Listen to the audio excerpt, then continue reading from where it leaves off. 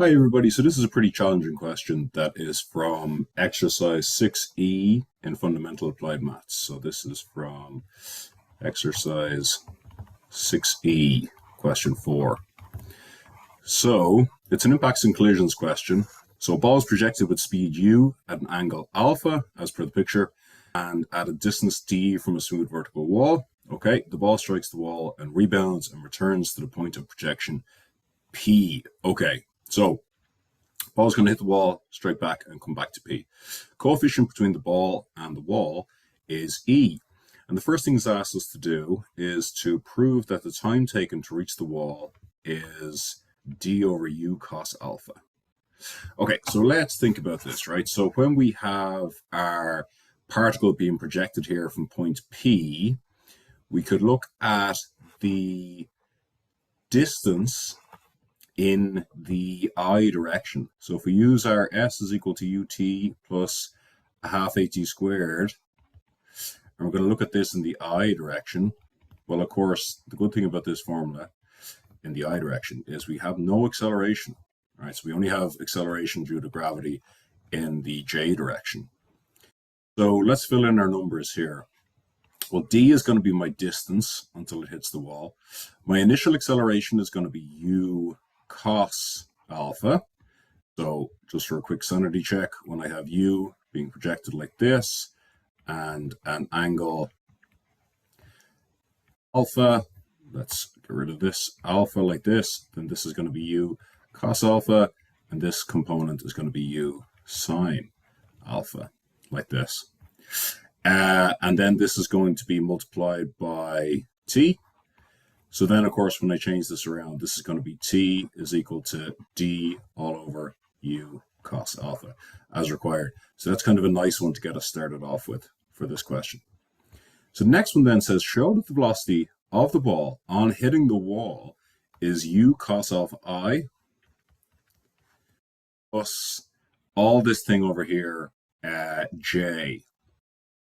Okay, so what we can do here is we can look at our master equation here is going to be v is equal to u plus at. But we're going to care about that in the I direction and the j direction.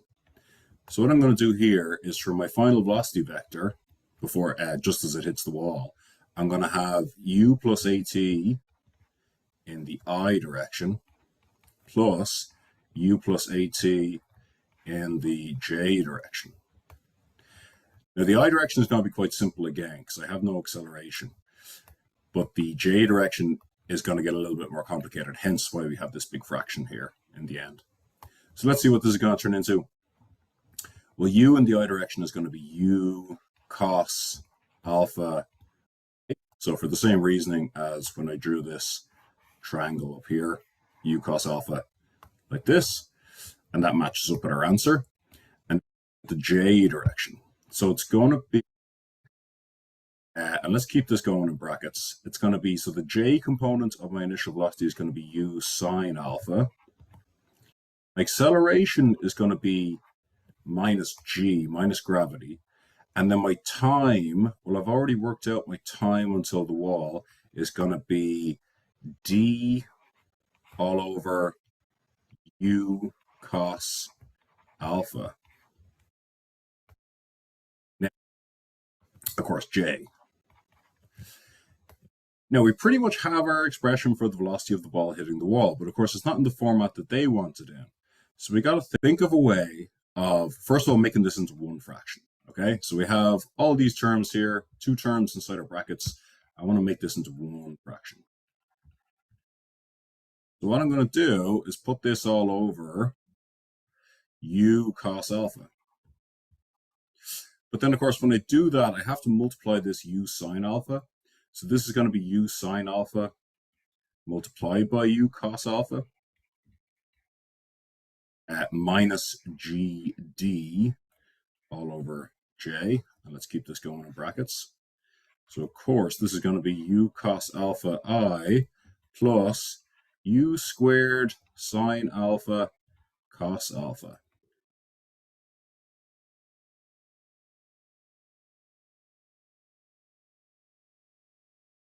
The next thing then is part 3.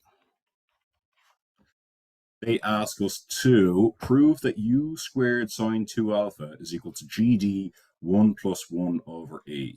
Okay. So we're probably going to have to look at the whole journey now. So we've only so far looked at the initial part of the journey from when it hits the wall. We'll have to involve the second part of the journey now. Think of what's the height reached on the wall before impact. Okay, so let's think about this. So I'm thinking of S is equal to UT plus a half AT squared. I'm thinking about this in the J direction. My height on the wall, I'm just going to leave it as S. Well, I'll call it SY, just in the J direction here, is going to be our velocity, our initial velocity in the Y direction, which is going to be in the J direction, which is going to be U sine alpha.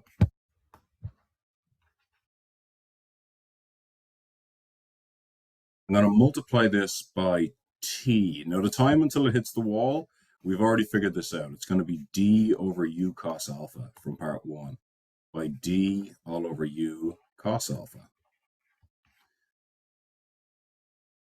Right. And then plus a half. Well, I'm going to do minus a half here, right? Because minus G over 2.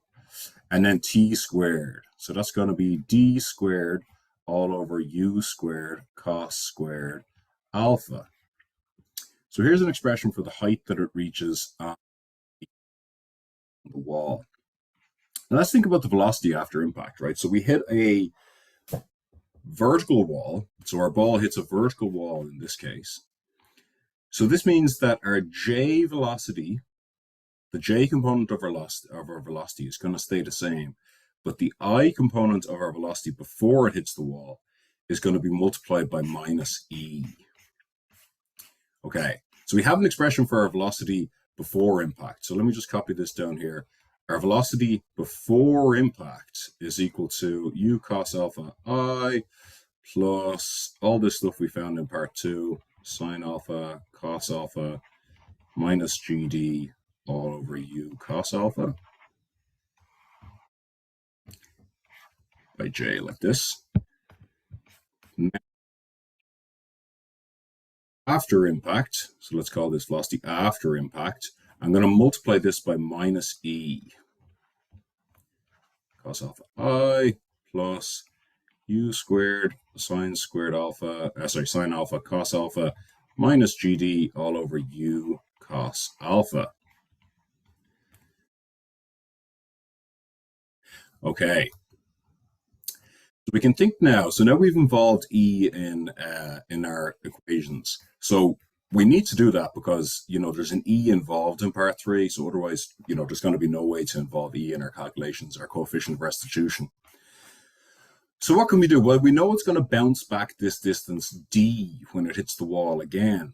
So we could look at the time it takes for the ball to reach the ground again. So that's going to be, just as we did in the first case, it's going to be our S is equal to UT plus a half AT squared. We're looking at this in the I direction though. So again, we don't have any AT squared. We can just think about it being S is equal to UT.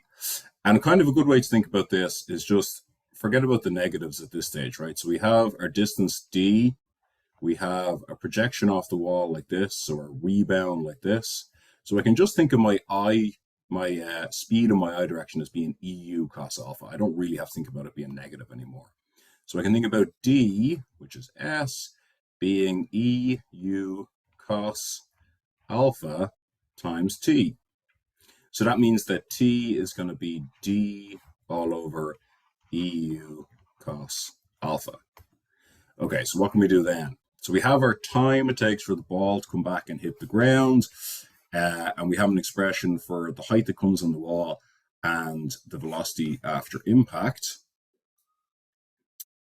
So the best way to approach this is to think about our projectile being projected from this point here. We know how long it's going to take, and we know that this height here is going to be what we just figured out back up here, which was this expression up here. That's our height in the y direction. So we're going to look at this equation, our s is equal to ut plus a half at squared in the j direction. And of course, if we're projecting if our projectile is launched from up here and it's going to land down here, then we can say that our height is going to be negative this red star value. So this red star value from up here, this big and long expression, u sine alpha d all over u cos alpha. And remember, I'm going to put a big negative before all this. U sine alpha d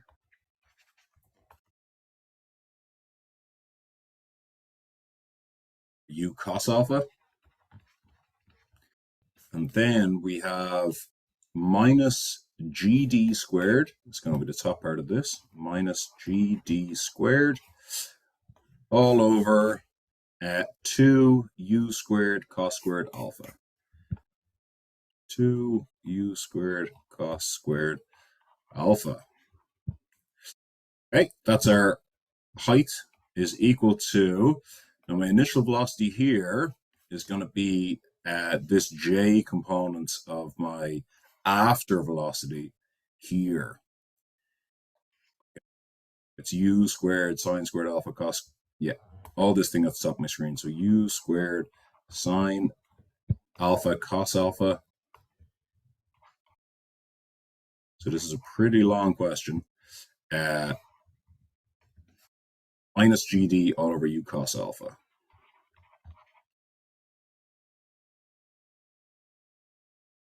By t, which is d all over eu cos alpha, plus a half at squared. So this is going to be minus g over 2 for a, and then be very careful with my t squared. So everything inside my expression for t is going to be squared. So that means I'm going to have a d squared, I'm going to have an e squared, a u squared, and a cos squared alpha. If we look at everything we have here, we got 4 big terms, and you notice what's common between each of these 4 things. So we can see here that d all over u cos alpha is common to everything. So we can divide everything by d all over u cos alpha. So let's be careful as we do this, right? So this is going to go away, this is going to go away. Now this actually has 2 d over u cos alphas in it. So I'll just get rid of these squares, and that'll suit this fraction here. This has our d all over u cos alpha here. So be careful we're not canceling something inside here that we're not allowed to do. And then this one here has squares again. So I have this is gone, this is gone, this is gone. So let's check what we have at this stage. So let's multiply out these brackets as well. I have u minus u sine alpha. That's my first term. And then the second one here, well, minus is going to be a plus gd all over 2u cos alpha. And there's scope for maybe putting that into one fraction in a second. This thing all over here is going to be u squared sine alpha cos alpha minus gd all over, so there's still an e left over here, eu cos alpha. Finally, I have minus gd all over 2 e squared u cos alpha. Okay, so we're kind of getting to where we need to go, but slowly. So the next thing that'll be nice to do is multiply everything by the bottom part of this fraction over here. So 2e squared u cos alpha. And I might need a bit more space here to do this. So I'm going to multiply everything by 2e squared u cos alpha. Okay, so let's do this term by term. So my first term is going to be minus 2 e squared u squared sine alpha cos alpha. My second one is going to be plus 2e squared u gd cos alpha all over 2u cos alpha. So we can see a few things that are going to cancel out quite nicely. And this is going to be equal to, so this is going to be long, 2e squared u cubed sine alpha cos squared alpha minus 2e squared u gd cos alpha. Looks pretty horrible, but there's going to be a load of things that cancel out here. EU cos alpha. And then finally, this is going to be minus GD. So that's the nicest part here because we have this last term here. We're multiplying by the denominator. So it'll be simplified to GD. Okay, so let's see what we can simplify here. Well, this first thing I'm liking the look of because in our in the question way back up here, they were asking us to show that u squared sine 2 alpha. And whenever I see sine 2 alpha, that immediately is going to ring a bell that if I have sine 2 alpha, I remember the trigonometric identity that sine 2 alpha is equal to 2 sine A cos A. So this is always a useful trigonometric identity to remember. Otherwise, we'd have no way to involve sine 2 alpha here. I have no sine 2 alpha here. So this first term, I'm just going to zoom out to give myself a bit more space, is minus 2 e squared. Oh, I don't even need the 2. Minus e squared u squared sine 2 alpha using that identity. Okay, let's look at the other ones and see what simplifies. So the next thing, I have a 2 on top, 2 on bottom. I have a u on top, u on bottom, and I have a cos alpha and a cos alpha. So this is going to be plus e squared GD. This next one here, so we have an EU cos alpha on the bottom, and there's an EU cos alpha here and here. So if I get rid of this, then one of these E's is going to go, one of these U's is going to go, and one of these cos alphas is going to go, but also here, so one of these, this, and this, and then no simplification needed for the last part here. So I feel like we're getting close to the answer now. So 2e u squared sine alpha cos alpha, and I imagine we're going to use our identity again here, minus 2e gd, too many of these, minus gd. So let's do this whole process again with 2 sine alpha cos alpha. So this here is going to be EU squared sine of 2 alpha minus 2EGD minus GD. And this is going to be minus E squared U squared sine 2 alpha plus E squared GD. Okay, great. So we want to get our answer in the format that they wanted it in the question. So let's bring everything involving GD to one side. So over here, I'm going to bring this over here. So I'm going to have minus E squared GD minus 2E GD minus GD. Leave everything else over here. So if I bring this over here, I'm going to get minus E squared U squared sine 2 alpha minus EU squared sine 2 alpha. Okay. So at this stage, I've got all negative terms. So what I'm going to do is just multiply this whole equation by -1, change all the signs to positive, make my life a little bit easier. So if I take a common factor of GD on my right-hand side, I get E squared plus 2E plus 1. But this quadratic expression here is going to be E squared plus 2E plus 1. Well, that's going to be equal when we factorize it to E and E plus 1 plus 1. So I'm going to get GD E plus 1 squared.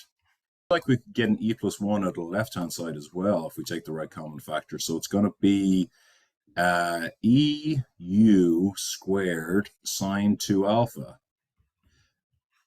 We're left with here is E plus 1. Okay, so this is nice because when I write this down again, EU squared sine 2 alpha, E plus 1, well, I can cancel out this here and I can get rid of one of these powers.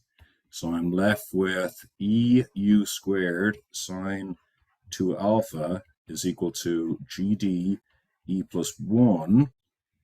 And then if I bring this E over to my right-hand side, I'm going to get U squared sine 2 alpha is equal to GD over E by E plus 1.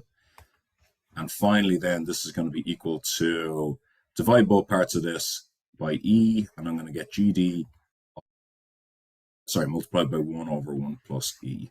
1 plus 1 plus E. So that's going to be my U squared sine 2 alpha. And that is the format that they wanted our answer to be in. All the way back here. Great.